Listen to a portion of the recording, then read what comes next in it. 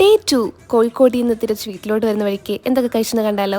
ആദ്യം തന്നെ SM സ്ട്രീറ്റിൻ്റെ അടുത്തുള്ള ആര്യഭവനിൽ കയറി നല്ല ചൂട് മസാല ദോശയും സാമ്പാറും ചമ്മന്തിയും കൂടി ഒരു പിടിപിടിച്ചു.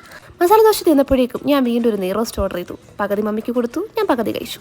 ഇത്രയും കഴിച്ചതിന് ക്ഷീണം അകറ്റാനായിട്ട് ഒരു ബൂസ്റ്റ് ഒഴിച്ച് ബൂസ്റ്റ് ആവാനായിട്ട് ഒരു ബൂസ്റ്റ് ഓർഡർ ചെയ്തു. ഇത്രയും കഴിച്ചുകൊണ്ട് ഞാൻ ആര്യഭവനിൽ നിന്ന് പടിയിറങ്ങി. ഒരു 2:30 ആയപ്പോഴേക്കും വീണ്ടും വല്ലാണ്ട് വിശന്നു. അങ്ങനെ ഞാനൊരു കടയിൽ പോയി കയറി. ഞാൻ ചോദിച്ചത് മലബാർ ചിക്കൻ ബിരിയാണി ആയിരുന്നു. പക്ഷെ എന്ത് ചെയ്യാനായിരുന്നു, അതവിടെ ഉണ്ടായിരുന്നില്ല. വിഷമത്തോടാണെങ്കിലും ഞാൻ സാധാ ഒരു ബിരിയാണി വാങ്ങിച്ച് അങ്ങ് അഡ്ജസ്റ്റ് ചെയ്തു. ഇത്രയും നേരം കഴിച്ചത് ദഹിക്കാനായിട്ട് ഒരു പൈനാപ്പിൾ ലൈം ഓർഡർ ചെയ്തു. ഞാൻ അതും കുടിച്ചു. കോഴിക്കോട് പോയിട്ട് കോഴിക്കോടൻ ഹൽവ കഴിക്കാണ്ട് വരുന്ന മോശമല്ലേ, അതുകൊണ്ട് മാത്രം കോഴിക്കോട് ഹൽവയും കഴിച്ചു. ഹൽവ കഴിച്ച് അങ്ങോട്ട് തിരിഞ്ഞപ്പോഴാ എന്നെ നോക്കി പപ്പങ്ങ ചിരിക്കുന്നു.